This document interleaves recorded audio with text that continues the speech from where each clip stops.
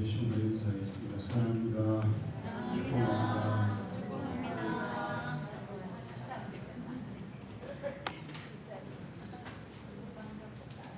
성경에 힘이 대단히 센 삼손이 있습니다. 삼손은 맨손으로 사자를 잡고 수십 명이 달라붙어도 들 수 없는 성문을 깨서 혼자서 짊어지고 산으로 올라갑니다. 그리고 크레인이나 포크레인으로나 가능한 이 우상 신전의 기둥을 뽑아서 거기 있는 사람들에게 심판을 내려요. 삼손의 능력은 인간의 능력이 아니라 하나님이 성령으로 그와 함께 하셔서 하나님의 능력으로 그런 일을 할 수가 있었어요. 성경에 보면 이렇게 자신의 능력이 아닌 하나님의 능력으로 사는 사람들이 있습니다. 가장 능력 있는 삶은 자신의 지혜와 능력으로 사는 게 아니라 전능하신 하나님의 능력으로 사는 사람들이라고 할 수 있어요.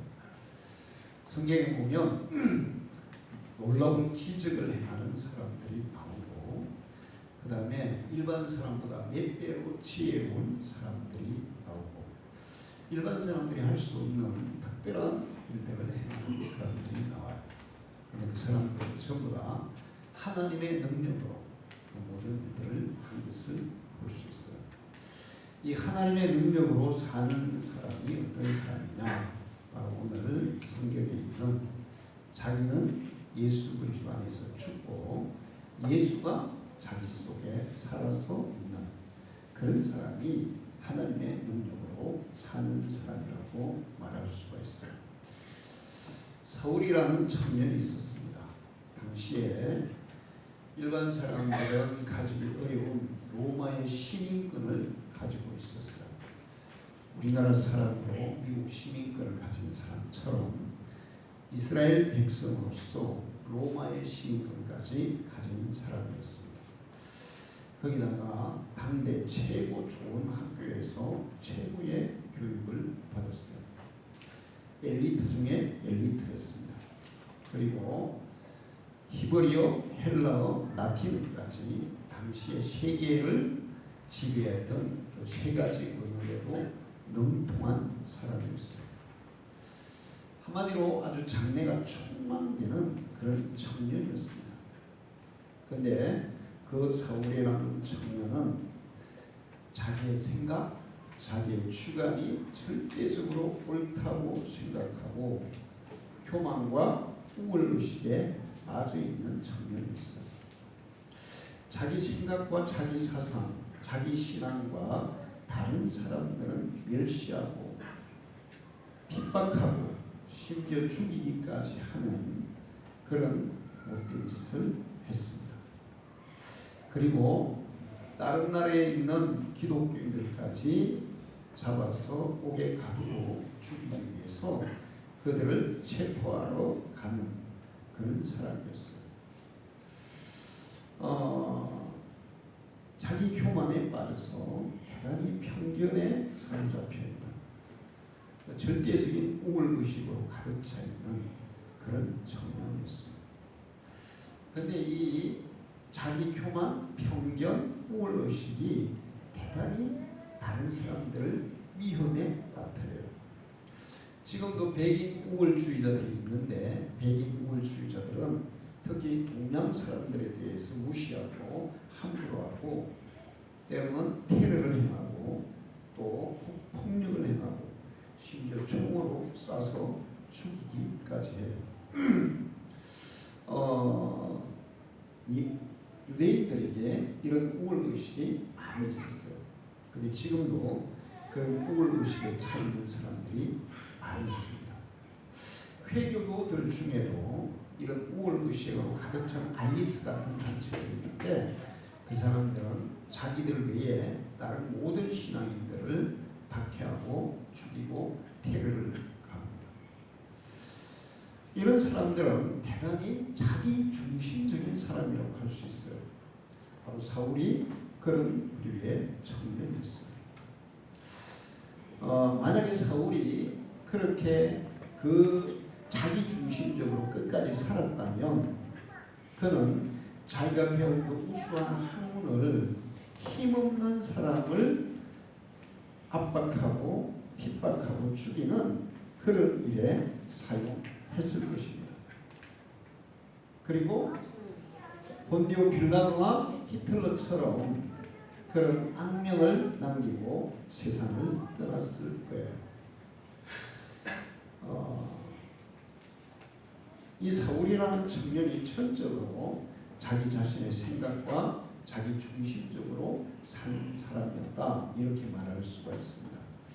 그러던 사울이 당시에 기독교가 막 확산되니까 유대의 지도자들로부터 기독교인들을 체포하라는, 지금으로 치면 법원에서 밟은 체포영장을 가지고 다메섹이라는 다른 나라 도시로 기독교인들을 체포하러 갔어요. 사람들을 데리고. 그런데 다메섹에 가까이 갔을 때 갑자기 하늘에서 햇빛보다 더 밝은 빛이 이 사울 일행에게 비쳤어요. 그리고 다른 사람들은 듣지 못했지만 이 사울만 천둥보다 더 큰 소리로, 큰 음성으로 자기에게 말하는 소리를 듣습니다. 그때 큰 음성이, 천둥 같은 음성이 사울아, 사울아, 어찌하여 나를 핍박하느냐, 이렇게 말씀하셨어요. 그때 사울이 말에서 떨어져서 뒹굴면서 땅에 엎드려서 주여 누구십니까? 이렇게 물었습니다. 그때 그 천둥 같은 음성이 대답했어요. 나는 내가 핍박하는 예수다. 내가 너를 택했다. 그러므로 이제 다메섹 성으로 들어가서 아나니아라는 내 제자를 만나. 그리하면 그가 네가 할 모든 일들을 가르쳐 줄 것이다. 그렇게 해서 사울이 사람들의 손에 이끌려서 눈이 멀은 상태에서 다메섹으로 들어가요. 그리고 다메섹에서 아나니아 예수님의 제자를 만나고 그가 안수하고 기도할 때 눈에서 비늘 같은 게 떨어지면서 눈이 열렸습니다. 그리고 보게 돼요.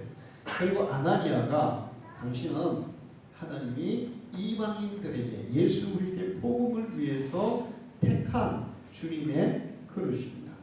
이제 당신은 당신을 위해서 살지 말고 당신이 박해하던 그 예수를 위해서 사십시오. 이렇게 하나님의 뜻을 알려줍니다. 이 경험을 통해서 사울은 완전히 새 사람으로 변화가 됐어요. 그날 사울이라는 청년을 죽고 바울이라는 대사도로 거듭나는 역사가 일어났어요.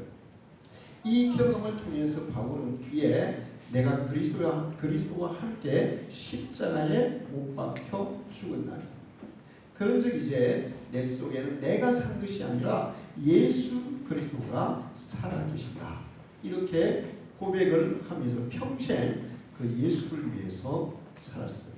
남을 핍박하는 사람이, 교만하는 사람이 겸손한 사람으로, 정말 가장 겸손한 사람으로 남을 위해서, 다른 사람들의 구원과 평화와 행복을 위해서 자신을 희생하는 그런 헌신적인 사람으로 변화가 됩니다. 자기가 주인일 때, 자기 자신이 자기의 주인일 때 바울은 자기의 그 지식과 자기가 배운 그 모든 그 능력들을 이용해서 다른 사람들을 압박하고 핍박하고 죽이는 그런 일을 했는데, 자기는 예수 안에서 죽고 예수 그리스도가 그 속에서 살아서 역사하실 때 바울은 다른 사람을 섬기고 다른 사람을 살리는 사람으로 변화가 되었다는 거예요. 이 일이 있은 후에 사울이라는 이름은 큰 자라는 뜻이고 바울이라는 이름은 작은 자라는 뜻인데, 바울은 자기가 큰 자이고 자기가 주인일 때는 자기가 큰 자, 대단한 자, 세상에서 모든 사람을 자기 밑으로 보는 그런 사람이었지만, 예수 그리스도가 찾아오셔서 자기는 죽고 예수가 그 속에서 살아 역사하실 때 바울은 작은 자가 되어서 평생 남을 섬기는 삶을 사는 사람이 됐어요. 그의 교만이 깨어졌습니다. 우월의식도 깨어졌습니다. 그리고 그의 편협적인 생각도 깨어졌습니다. 그리고 자기의 출세와 자기의 이익을 위해 살던 것들도 다 버렸습니다. 자기를 희생하고 심지어는 자기가 죽는다 할지라도 다른 사람들을 섬기고 살리는 그 일을 위해서 평생을 헌신하는 것을 볼 수 있어요. 이게 바로 자기는 죽고 자기 안에 예수가 사는 사람이라는 것을 바울이 자기 자신을 통해서 우리에게 말해주고 있어요. 저는 오늘 이건 갈라디아서를 다 신학생들은 다 외우죠. 신학생들이 필연적으로 외워야 돼요. 내가 그리스도와 함께 십자가에 못 박혔나니 그런 적 이제는 내가 산 것이 아니오 내 안에 그리스도께서 사신 것이라. 저는 그걸 외웠고 그 다음에 항상 그 말씀을 묵상하고 때로는 설교를 하기도 했어요. 그런데 과연 내가 예수 안에서 십자가 안에서 내가 죽었냐, 그리고 정말 내 속에 온전히 예수 그리스도가 살아 계신가, 이런 것들은 그렇게 안 되는 것 같아요. 그런데 요즘 저는 이 말씀이 정말 절대적인 진리고 모든 그리스도인들은 이 말씀처럼 변화를 받아야 진정한 하나님의 사람, 하나님의 백성, 하나님의 자녀다운 그런 사람이 된다는 사실을 뼈저리게 느끼고 있어요. 예수 그리스도의 십자가 앞에 자기는 죽고 내 속에 예수가 살아있는 삶을 살 때 그 사람이 진정한 그리스도인이 되고 진정한 하나님의 자녀가 된다는 사실이에요. 선한목자교회 유기성 목사님이 항상 주장하는 게 그거예요. 나는 죽고 예수로 사는 사람, 나는 죽고 예수로 사는 삶. 세미나에서 항상 그것을 목사님들에게 강조했어요. 근데 세미나를 들을 때 그 말씀이 그렇게 내 가슴에 막 실감이 안 됐어요. 근데 요즘 이제 시간이 지나면서 그 목사님의 말씀이 절대적으로 맞는구나. 그리고 그 목사님은 정말 자기는 죽고 자기 속에 예수로 사는 삶을 살았고, 그리고 그의 모든 사역을 잘 마치고 이제 은퇴를 하셨습니다. 제가 어떤 세미나에 갔는데 목사님들이 우리나라에 아주 유명한 목사님들이 오셔서 돌아가면서 이렇게 강의를 하셨어요. 그런데 어떤 분들이 강의를 할 때 목사님 왜 저리 그들먹거리지? 왜 저리 그만하지? 이런 느낌을 주시는, 그분들의 교회가 막 몇 밤에 모여 이런 게 목사님들도 있었어요. 그런 느낌을 주는 경우들이 있었습니다. 그런데 유기성 목사님이 강사로 딱 왔어요. 강단에 딱 올라갔는데 제가 그때 처음에 느낀 건 뭐냐면 저분은 예수님 같다, 그런 느낌이었어요. 또 풍기는 것부터도 예수님 같았고, 그 다음에 그 말씀하시는 그 모든 것들이 그분이 특별히 설교를 잘하고 유창하게 하고 그런 게 아니에요. 근데 그 인격 속에, 그 내면 속에 풍겨져 나오는 그 말씀 하나하나가 저분은 진실한 예수님의 사람이다, 이걸 느꼈어요. 그래서 제가 항상 우리 집사님에게 그래서 내가 지금까지 볼 때 진짜 목사님은 그분이다. 그분은 예수님 같았어. 예수님을 닮은 것 같았어. 자기는 죽고 예수로 살다 보니까 그냥 그것이 그대로 그렇게 풍겨져 나오는 거예요. 저도 그런 목사님이 되고 싶은데 제 성향이 워낙 이 다혈질적인 그런 성향이 있다 보니까 그게 쉽지가 않더라고요. 근데 요즘 이제 나이가 들면서 그것을 제가 가슴으로 느끼면서 정말 내가 죽고 내 속에 예수가 살아서 역사하는 그런 사람이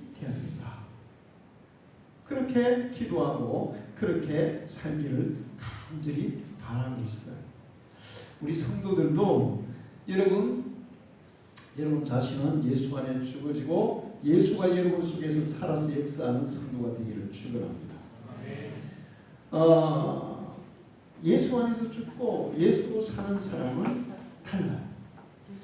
그런 사람은 겸손해요. 자기의 이익보다 다른 사람의 유익과 행복에 더 관심을 둬요.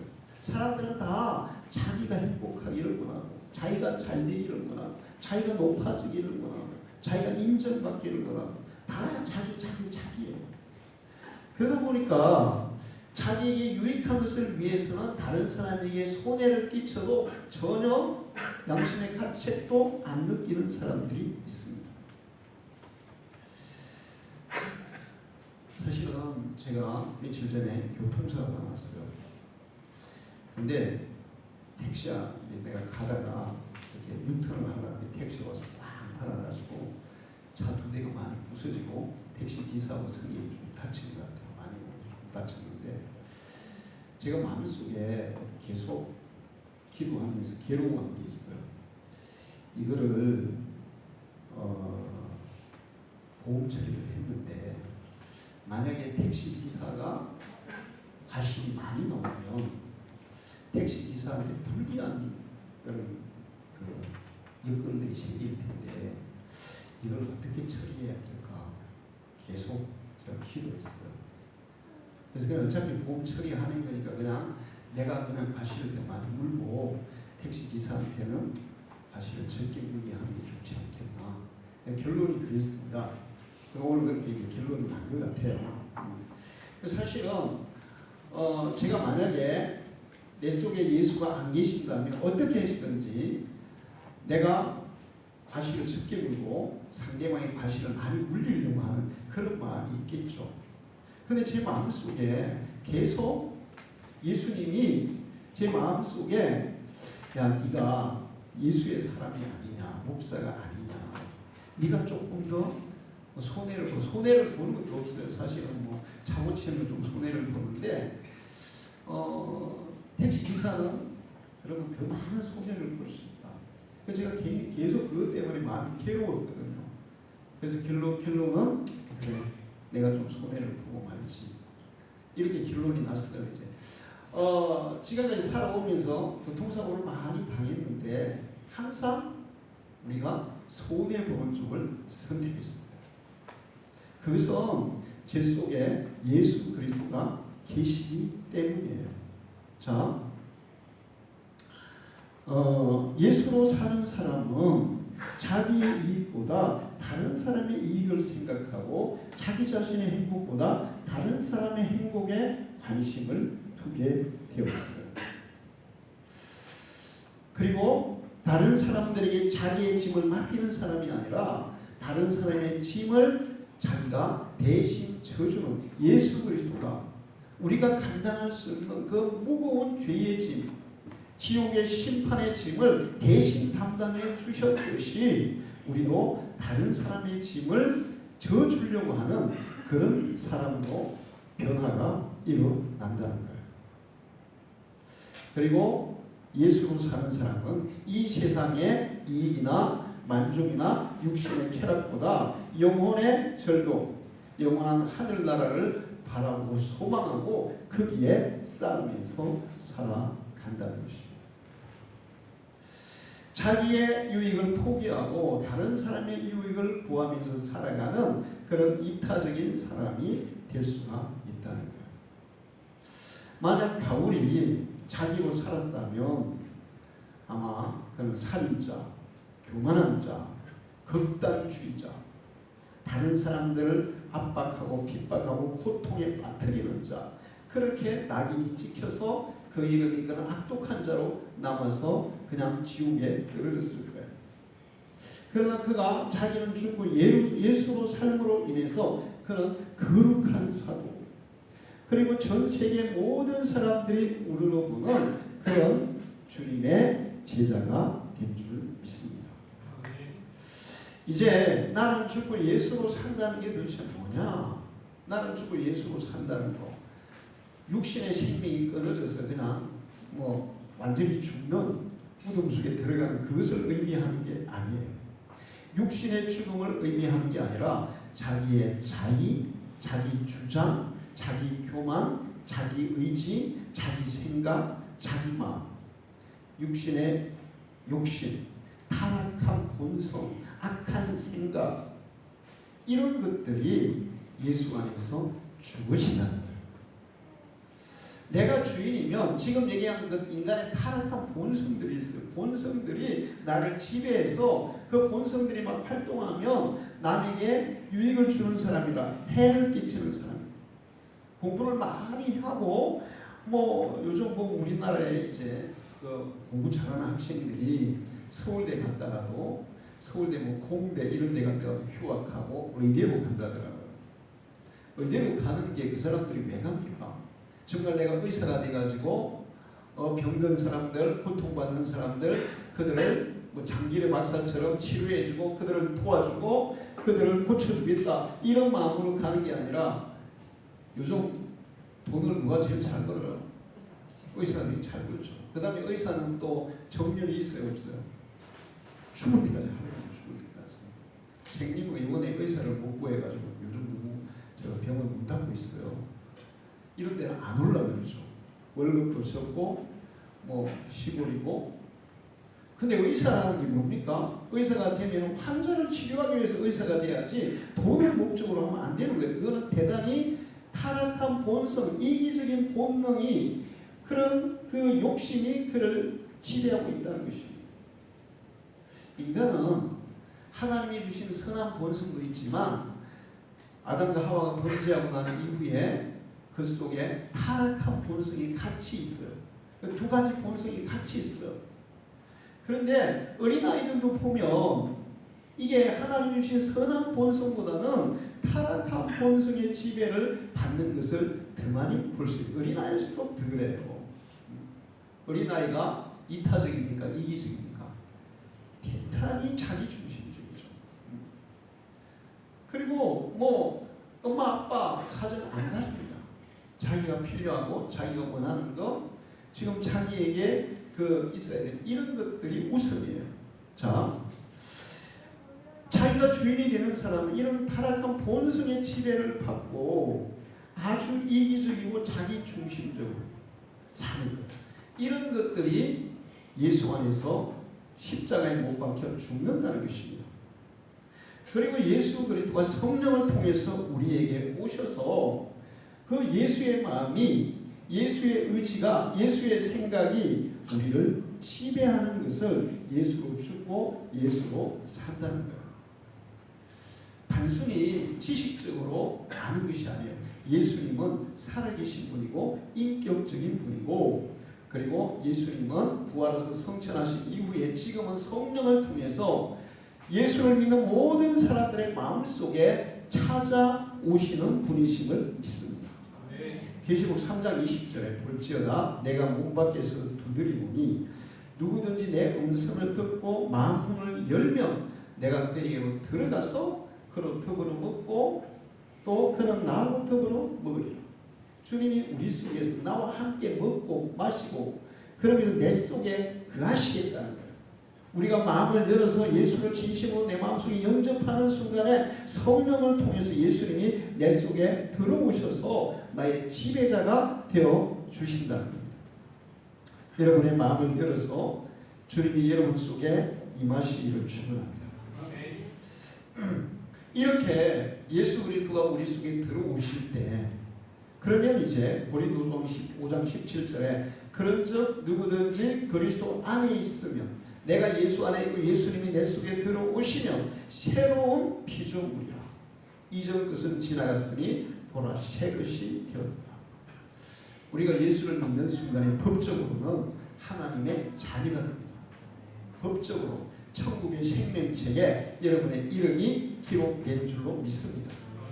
그런데 법적으로 하나님의 자녀가 되어서도 하나님의 자녀다운 능력이나 하나님의 자녀다운 인품이나 하나님의 자녀다운 모습은 우리가 갖춰요? 못 갖춰요? 못 갖춰요. 그런데 예수가 우리 속에 들어오셔서 성령과 함께 우리를 지배하시고 내가 죽고 예수로 살기 시작하면 그때부터 우리는 점점 하나님의 자녀다운 모습을 갖추어 갈 줄 믿습니다. 우리가 예수를 믿을 때 하나님의 자녀가 됐어요. 그럼 하나님의 자녀다운 사람으로 점점 변화가 일어나야 되는데 오늘날 많은 그리스도인들이 예수를 믿는다고 하는데 변화가 안 일어납니다. 그 얘기는 뭐냐 하면 그 속에 예수가 그를 지배하는 게 아니라 자기의 본성이 타락한 본성이 자기의 이기적인 생각이 자기 생각과 자기 주장이 그를 지배하기 때문에 그럽니다. 간혹 무당들을 보면 무당들 속에 귀신이 들어가요. 악령이 들어가요. 귀신이 들어가면 무당들이 무슨 소리를 합니까? 지말을 합니까? 귀신의 소리를 합니까? 귀신의 소리를 목소리도 바뀌고 말하는 게 완전히 달라져요. 귀신이 들어가면 귀신의 소리를 하는 거예요. 그런데 그렇게 귀신이 들어가면 사람들이 모르는 것들도 막 얘기를 해요.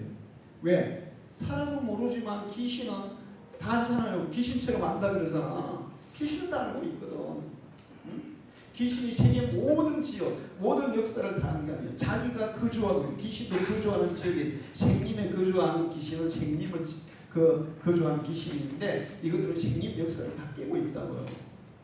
그러니까 이 생님의 악한 영이 어떤 사람이 들어가면 그 사람이 무당이 돼가지고 들어가면 옛날에 우리는 모르던 그런 일들을 귀신은 다 보고 있었기 때문에 사람들에게 그렇게 이렇게 됐다고 얘기하면 와 신기하다 어떻게 하냐 당연히 알지 귀신이니까 자 그런데 문제는 뭐냐 하면 귀신이 들어가서 그런 걸 안다고 해도 귀신이 들어가면 무당의 인격의 변화가 일어나요 안 일어나요? 아니요. 무당들은 다른 사람을 위합니까? 다른 사람을 이용합니까? 이용합니다. 아주 극도로 이기주의인 자들이 무당들이에요. 어떻게 해서든지 기회만 있으면 핑계를 대서 사람들의 주머니를 갈취하려고 한다고요. 만약에 예수 믿는 사람이 그렇게 기회를 봐서 남의 주머니를 갈취하려고 한다면 그 사람은 예수가 없는 사람이에요. 예수가 우리 속에 들어오면 내 주머니를 털어서 다른 사람의 주머니를 채워주는 사람이 될 줄 믿습니다. 이게 예수가 지배하는 사람이에요. 그 악한 영들이 들어오면 그 사람을 행복하게 하냐 불행하게 한다. 제가 옛날에 어떤 방송에서 잠깐 봤는데 처녀 무당인데 진짜 미스 코리아처럼 키도 크고 완전 칼레르처럼 얼굴도 너무 예쁘더라고요. 야 연예인이 있어야 되는데 왜 무당을 할까? 근데 무당이 됐어. 근데 무당이 돼가지고 굿도 하고 막 짝도 타고 그러는데 그 무당이 행복하냐? 불행하다고 생각해요. 그리고 실제로 불행한 거예요. 무당이 된 사람을, 무당이 된 처녀를 옛날에 보니까 뭐 솔로 거기에 어떤 무당이 그냥 나와가지고 솔로에 나와가지고 그렇게 짝이 되니까 결국에는 헤어지더라. 금방 헤어지더라. 여러분이 기독교인이 아니라고 해도 무당인 사람하고 교제하고 결혼하겠습니까? 여러분의 자녀를 무당한테 시집 보내고 장가 보내겠습니까? 아니지. 그 사람들은 비정상으로 산단 말이에요.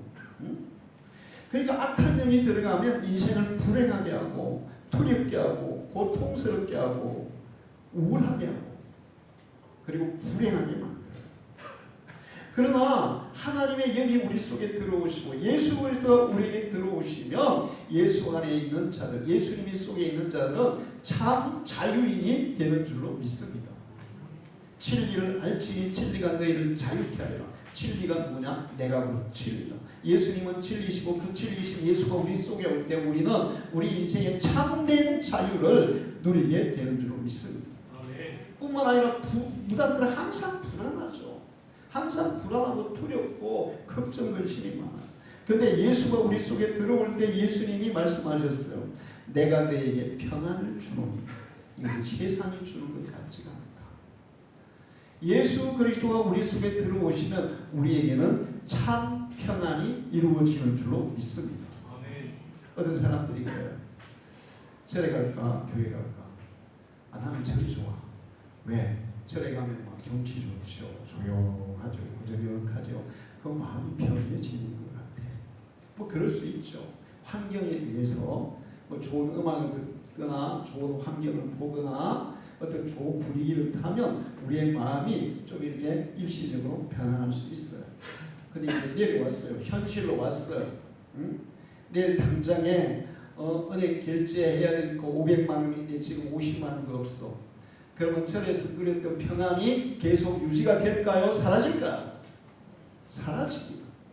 근데 예수님이 주는 평안은 교회에서만 누리는 게 아니라 우리가 살아가면서 지금 내일 당장에 500만 원 결제는 50만 원도 없고 지금 애는 교통사고로 다쳐 있고 그 다음에 또 애가 학교 대학을 가야 되는데 어디를 가야 될지도 모르겠고 그런 상황이라 할지라도 그 모든 상황을 초월하는 평안이 그 속에 있는 줄로 믿습니다. 할렐루야. 이게 예수로 사는 사람이에요. 사람들은 정말 뭘 모르는 거예요.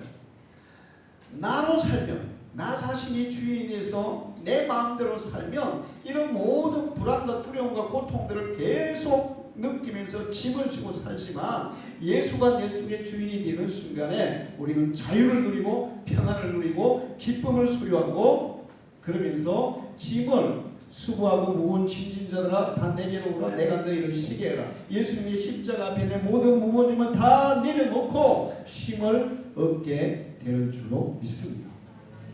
이게 얼마나 큰 은혜고 축복인지 몰라요. 그런데 예수 안 믿는 사람들은 그런 것을 몰라요. 그래서 예수님은 거부하고 안 믿는 거죠.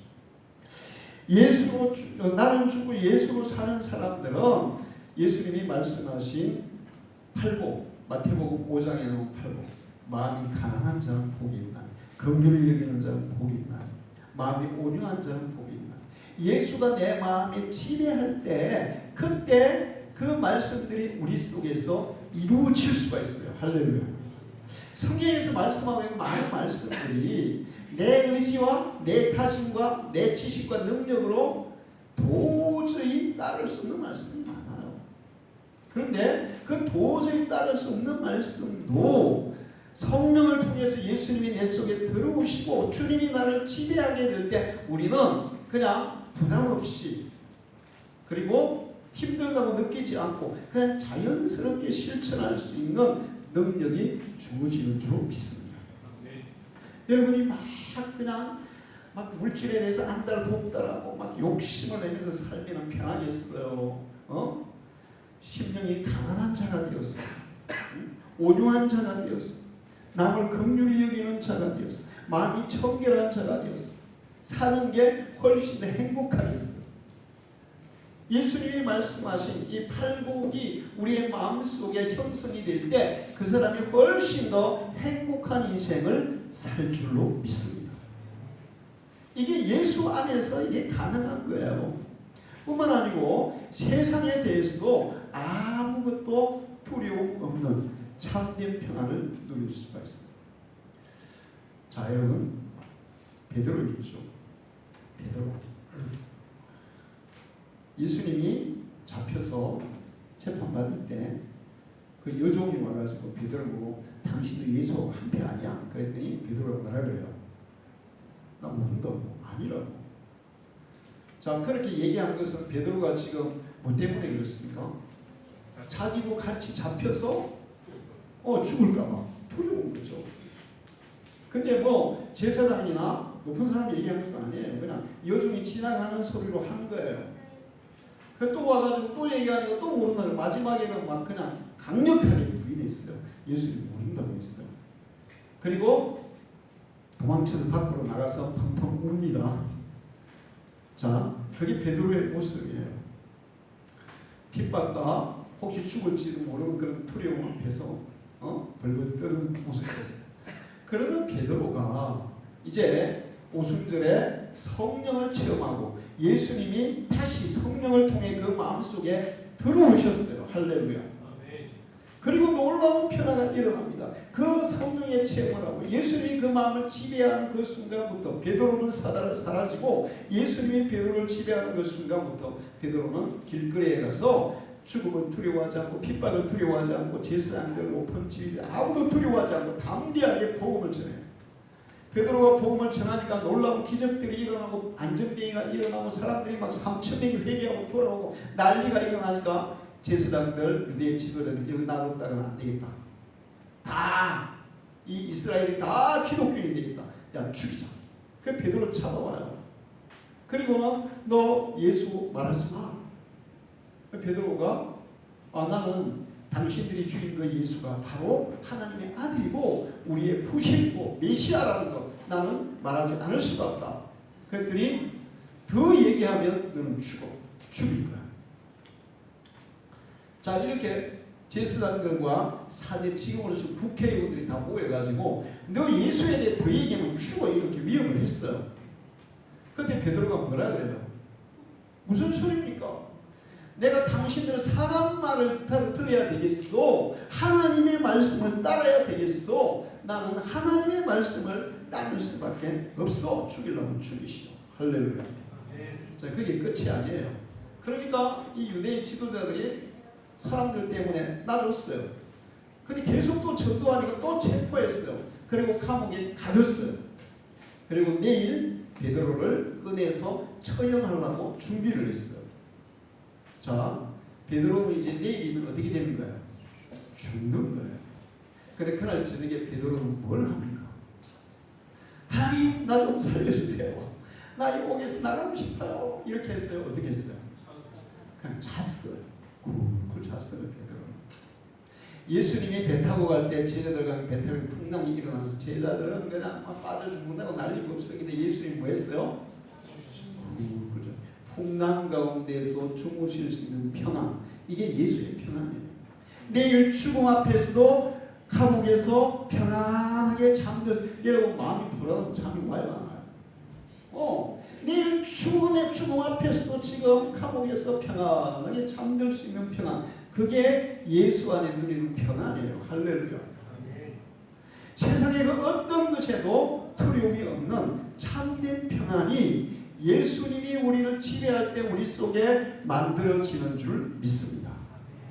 뿐만 아니라 이제 예수가 우리를 지배할 때 우리는 능력의 사람으로 바뀌어요. 세상 사람들이 할 수 있는 능력의 사람 베드로가 이제 예수님이 그를 지배하면서부터 성전문에서 구우라는 안전뱅이를 예수의 이름으로 이렇게 세우죠. 그리고 많은 병자들을 막 고칩니다. 그리고 베드로가 지나가면 그림자만 밟아도 병자가 나았어요. 다리다가 죽었습니다. 베드로가 가서 기도했더니 죽은 다리다가 살아났어요. 베드로가 설교하니까 하루에 3,000명이 회개하고 돌아왔어요. 그래서 유대의 지도를 야, 저 사람 좀 무식한 사람 아니냐? 어부가 아니냐? 아니 공부도 하는데 어떻게 저리 유창하게 얘기를 잘하냐? 이 모든 것들이 베드로의 자기 능력이 아니라 예수 그리스도가 그 속에서 예수의 능력으로 행한 역사들인 줄로 믿습니다. 그래서 베드로가 이렇게 얘기해요. 사람들에게 베드로가 이것을 보고 백성에게 말하니 이스라엘 사람들아 이 일을 왜 놀랍게 여기느냐. 우리 개인의 권능과 경건으로 이 사람을 걷게 한 것처럼 왜 우리를 주목하느냐. 아브라함과 이삭과 야곱의 하나님 곧 우리 조상의 하나님이 그의 종 예수를 영화롭게 하셨느니라. 너희가 그를 넘겨주고 빌라도가 놓아주고 결의한 것을 너희가 그 앞에서 거부하였으니 이 일은 내가 하는 게 아니라 바로 내 속에 계신 예수가 하는 것이다. 할렐루야. 나를 보지 말고 내 속에 역사하는 예수를 바라보아라. 능력의 사람으로 바뀌었어요. 삼손이 하나님의 능력이 임할 때 인간의 힘을 막 100배, 1000배 초월하는 낙이 턱뼈 하나로 1000명을 막 상대하잖아요. 1대 1000으로 싸워서 이겼다고. 근데 1000명보다 더 많았을 수도 있고 2000, 3000명이 되었을 수도 있고 근데 1000명을 처치했어요. 이 사람의 능력이 아니에요. 예수가 우리 속에서 역사에서 살아계시고 우리를 지배할 때 우리의 능력이 아닌 예수의 능력이 우리 속에서 활동하는 줄로 믿습니다. 그래서 우리가 기도하면 안 되는 불가능한 일들이 가능한 거예요. 때로는 병자가 낫기도 하고 때로는 정말 간절히 아무리 그냥 노력하고 애써도 안 되는 일들이 그냥 되어지는 그런 역사들이 일어날 줄 믿습니다. 뿐만 아니라 예수가 우리 속에 계시는 우리는 신령한 사람이에요. 신령한 사람. 영적인 센스가 있는 사람이 되는 거예요. 사모님이 병원에 갔는데 사모님으로 얘기 안 했대요. 교회 다니는 거는 이제 뭐 알죠. 교회 다니다가 거기 이제 교회 다니면서부터 병원에 입원하고 이렇게 얘기하는데 어떤 집사님이 사모님 뭐 얘기를 하다 보니까 혹시 남편이 목사님 아닙니까? 그래서 사모님이 아니라고 얘기했대요. 이제 근데 이제 중요한 게 한의사예요. 한의사가 진명하고 침을 내면서 아무래도 환자분은 목사를 했으면 잘했을 것 같아요. 이제 예수 안 믿는 사람이에요. 그래서 혈수리가 그랬더니 다른 사람에게 없는 이 식스 센스가 있는 것 같아요. 식스 센스가 뭐예요? 영적인 센스예요. 할렐루야. 우리가 예수를 믿으면 세상 사람들에게 없는 식스 센스, 영적 센스가 생깁니다. 할렐루야. 제가 여러분이 종종 얘기하죠. 영감은 현실보다 정확하다. 저 종종 느껴요. 종종 경험해요. 순간적으로 여러분과 대화하는 중에 아니면 뭐 어떤 일을 하는 중에 갑자기 영감이 탁 온단 말이에요. 그런데 현실은 도저히 그게 불가능할 것 같은데 영적인 영감이 딱 오는 순간 반드시 그 일이 그대로 성취되는 것을 볼 수 있어요. 할렐루야. 우리가 예수로 살 때 이런 영적 센스를 가지고 살아갈 수 있는 줄로 믿습니다. 뿐만 아니라 세상 사람들은 꿈꿀 수 없는 신령한 은사가 우리에게 주어져요. 방언을 하죠. 여러분 다 방언하기를 축원합니다. 또 예언을 하죠. 성경을 깨닫죠. 또 내 지혜보다 초월된 지혜가 나에게 주어지죠. 우리의 이 말에 권위가 주어지죠. 권세가 주어지죠. 성령의 여러 가지 은사들이 예수가 주인이 된 사람들을 통해서 나타나는 줄로 믿습니다. 이렇게 예수가 주인 되어 사는 사람들이 나중에 천국에 들어가는 거예요. 자, 예수님이 말씀하셨어요. 천국 문 앞에서 사람들이 왔는데 예수님이 나더러 주여 주여 하는 자마다 다 천국에 들어가는 게 아니야. 그리고 내가 너를 도무지 알지 못하노니 천국에서 떠나라. 이렇게 말하는 사람들이 있어요. 근데 그런 사람들이 예수님의 이름을 불렀어요. 예수를 믿는다고 했어요. 자, 이 대표적인 사람이 사마리아에 있던 마술사 시몬이라는 사람이에요. 마술사 시몬은 마술은 뭐예요? 실제로 하는 거예요. 사람들 속이는 거예요. 100% 속임수죠. 뭐 마술하는 사람들 보면 옛날에 아주 세계적인 마술사는 그 중국의 그 뭐야 그 만리장성을 막 탁 뚫고 나갔어. 이거 사실일까요? 속임수일까요? 속임수예요. 마술하는 사람들 보면 칼을 가지고 딱 반동강이 났는데도 잘라졌어요? 안 잘라졌어요? 안 잘라져요. 이게 속이는 거죠. 자기네들은 속임수로 사람들을 현혹해서 돈을 벌었는데 빌립 집사님이 와가지고 전도를 하는데 보니까 막 집사님을 통해서도 막 놀라운 기적들이 나요. 병자들이 막 치료가 되죠. 귀신이 떠나가죠. 엄청난 기적들이 진짜로 일어나는 거예요. 이거는 속임수가 아니라 진짜로 일어나는 거예요. 그래서 이 시몬이 나도 예수 믿겠어요. 그리고 이제 예수 믿기로 작정을 했고 그리고 세례까지 받았습니다. 그리고 빌립을 따라다니면서 정말 마술사 시몬이 빌립을 따라다닌 이유는 뭐였을까요? 기술을 배우고 싶은 거예요. 그 기술을 배우면 실제적인 막 병자가 치료 자기는 그 가짜로 하지만 빌립은 진짜로 하니까 그거 하면 가짜로 하면 돈도 많이 벌겠어요? 못 벌겠어요? 돈 훨씬 많이 벌 거 아니에요. 그래서 자기는 예수를 믿기는 하는데 그 예수를 이용해서 자기의 경제적 이득을 취하려고 지금 열심히 따라다녔어요. 그런데 이 사마리아가 예수 믿는 사람들이 많이 늘어났다는 소문을 듣고 예루살렘 교회가 베드로와 요한을 사마리아에 파송을 합니다. 베드로와 요한이 사마리아에 가서 사람들이 설교를 하고 기도를 했더니 사람들에게 성령이 임한 거예요. 성령이 임하니까 그냥 거기에서 예수를 믿은 사람들이 다 빌립처럼 그렇게 능력의 사람으로 막 바뀌는 거예요. 이거는 배울 필요가 있어요, 없어요? 배울 필요가 없어. 성령 받으면 그냥 저절로 되는 거야. 그러니까 마술사 시몬이 베드로에게 이렇게 얘기해요. 내 돈 줄 테니까 그 능력 나에게 팔라고. 내 돈 줄 테니까 팔라고 이렇게 얘기해요. 자, 시몬의 예수를 믿는 믿음이 참 믿음이에요, 거짓된 믿음이에요? 자기 중심적인, 자기 이익을 위한, 예수를 이용하려는 믿음이에요. 지금도 그런 믿음을 가진 사람들이 많이 있습니다. 정말 예수가 나의 주인이 되어서 예수님을 섬기고 예수님을 따르고 예수님을 위해서 사는 것이 아니라 예수를 이용해서 나의 이익을 챙기고 예수를 이용해서 나의 목적을 이루고 그러기 위해서 예수를 따르는 사람들입니다. 근데 이런 사람들이 천국 문 앞에 가면 예수님이 알아볼까요? 모를까요? 알아봐요. 너는 주여 주여 하지만 말로는, 입술로는 주여 주여 했지만 네 마음속에는 나요 나요 그렇게 했어. 그런 사람이 얼마나 많은지 몰라요. 말로는 주여 주여 하는데 속으로는 나요 나요 하는 사람이 얼마나 많아요. 마태복음, 마가복음 이런 게 있는데 어떤 사람은 내가 보는 사람이 굉장히 많아. 내가 보는. 그런 사람들은 예수님 앞에 서면 그 모든 내면이 다 드러나서 다 들통이 나고 그런 사람들은 천국에서 쫓겨나는 거예요. 예수로 죽고 예수로 사는 사람, 예수님이 주인이 되어서 사는 사람이 천국의 주인이 될 줄 믿습니다. 우리 방주교회 성도들은 지금부터 나는 예수 안에 죽고 예수님이 내 안에 살아서 역사하는 그런 믿음의 사람이 되기를 축원합니다.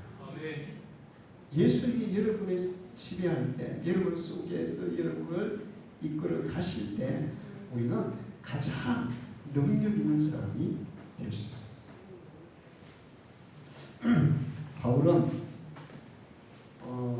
그러기 위해서 자, 예수님이 끊임없이 나의 주인이 되어서 나를 지배하고 나를 다스리게 하기 위해서 나는 날마다 나를 쳐서 복종시킨다. 주님께 복종시킨다. 나는 날마다 예수 안에서 죽기를 힘쓴다. 그렇게 말했습니다. 이런다면 우리가 예수를 믿고 성령을 받고 예수님이 내 속에 지배를 하는데 예수님이 나를 지배할 때도 내 속에 있는 이 타락한 본성이 완전히 사라졌을까? 아직도 남아있을까요? 아직 남아있어. 그럼 죽을 때까지 남아있거든요.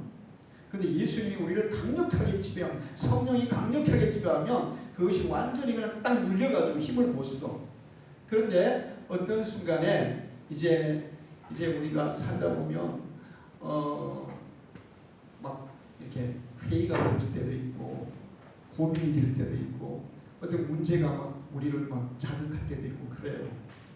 그럴 때 내 속에 눌려있던 본성이 싹 살아난단 말이에요. 죽었던 자아가 막 살아난다. 죽었던 소욕이 막 살아난단 말이에요. 바울도 그 얘기를 했어요. 내 속에 두 자아가 싸우고 있다. 근데 가끔 가다가 내 이 타락한 본성이 나를 이기는 때가 있어. 그럴 때 나는 하나님 앞에 정말 회개하고 그 다음에 하나님 앞에 기도하고 무릎을 꿇고 나 자신을 죽이려고 한다. 이렇게 고백을 해요. 여러분이 날마다 자신을 돌아보면서 또 자기 자신을 들여다보면서 내 속에 내가 살았나 예수가 살았나 점검하면서 혹시라도 내 속에 내가 살아서 꿈틀거리고 막 활동하려고 하면 기도하고 더 주님을 의지하고 자기를 쳐서 복종시켜서 예수가 끝까지 우리를 지배하도록 살아가는 그런 사람이 되기를 축원합니다. 그럴 때 여러분은 이 능력의 삶을 사는 거예요. 가장 능력 있는 삶을 사는 거예요. 자기를 이기는 육체의 소용을 이기는 두려움과 불안함과 우울함을 이기는 세상의 유혹을 이기는 악한 마귀를 이기는 세상의 그 어떤 환난과 풍파도 다 이기는, 그러면서 다른 사람에게 선한 영향력을 끊임없이 끼치면서 하나님의 능력을 나타내면서 살아가는 그런 능력의 사람이 될 수 있어요. 여러분 속에 예수가 주인 되기를 축원합니다. 기도하겠습니다. 하나님 아버지, 오늘도 저희들을 저희들에 불러주시고 기억하시고 주셔서 감사합니다. 이 시간 나 자신은 예수님의 십자가 앞에서 죽고 예수님이 내 속에 살아계셔서 나를 지배하시고 다스리시고 나를 이끄시고 예수의 능력으로 살아가는 사람이 되기를 간절히 원합니다. 주님 우리를 주관해 주시옵소서. 성령이 우리를 주관해 주시옵소서. 예수님의 기도하고